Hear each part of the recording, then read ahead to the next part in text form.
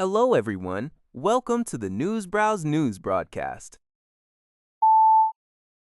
Global News reports that 4 Canadian citizens are currently on a cruise ship in the Canary Islands, which has been affected by an outbreak of Hantavirus and are scheduled to meet with consular officials. The federal government has confirmed that 3 other individuals with connections to the cruise are isolating at their homes in Ontario and Quebec. These individuals are not exhibiting any symptoms of the virus.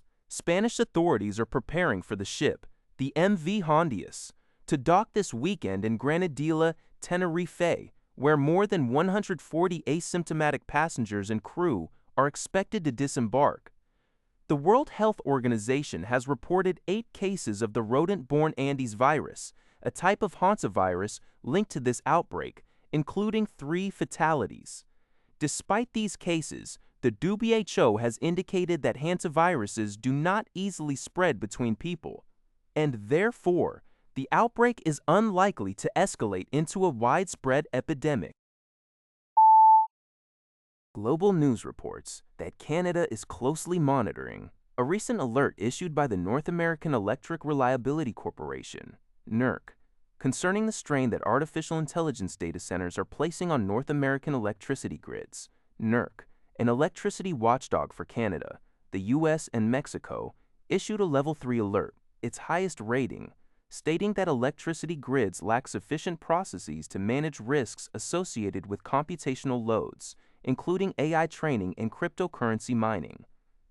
A spokesperson for Natural Resources Canada acknowledged these pressures, noting that data centers, along with electrification and economic growth in certain regions, are driving increased electricity demand in Canada, while Canada's grid is considered reliable overall.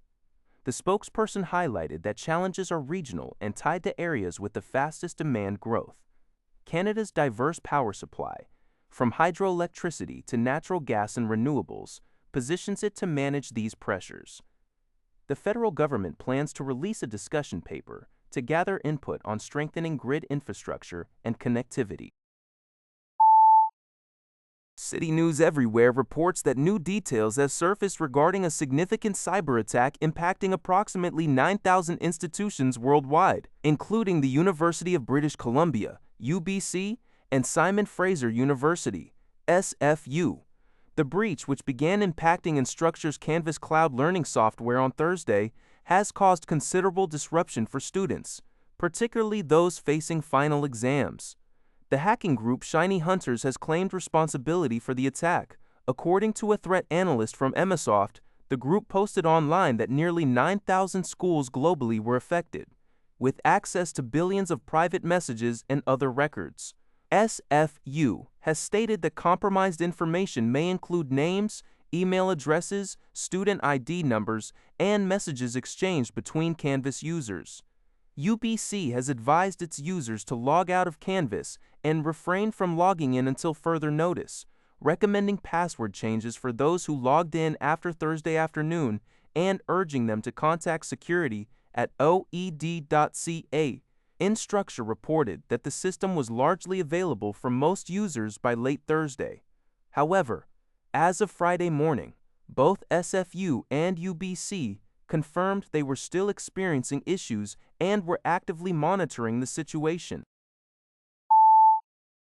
Alberta Premier Danielle Smith announced Friday her hope that the Memorandum of Understanding between her province and the federal government can be finalized in the next number of days. According to the Canadian press, Smith emphasized the urgency, stating that Albertans need to see tangible proof that Canada can work, especially as a petition for a separation referendum circulates.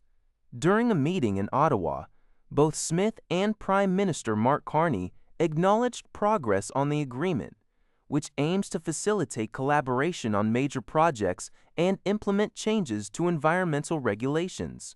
Carney noted advancements in methane emissions and enhanced oil recovery, suggesting that a new bitumen pipeline is more probable than possible due to shifts in global energy markets following the war in Iran.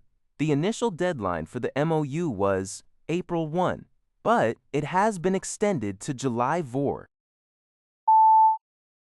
A referendum bid by Alberta separatists led by the Stay Free Alberta group, is currently ensnared in legal limbo, despite gathering over 300,000 signatures for a petition to hold a vote on the province's future.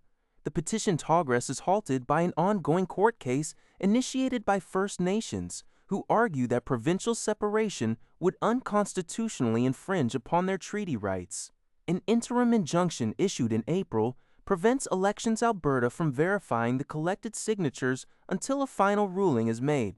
This is the second such petition by the group. Their first was deemed unconstitutional last year due to concerns over both the Constitution and First Nations treaty rights. However, the UCP government subsequently altered the law to remove Elections Alberta's power to challenge such petitions on constitutional grounds. While the current petition is stalled, the provincial government has not dismissed the possibility of initiating a referendum through the Referendum Act, allowing the Premier to unilaterally add the question to a ballot. The controversy is further complicated by a separate privacy breach involving another separatist group's misuse of voter information, raising questions about the overall legitimacy of these movements. This report is from Radio Canada International. That's all for this video. Thank you for watching. See you in the next video.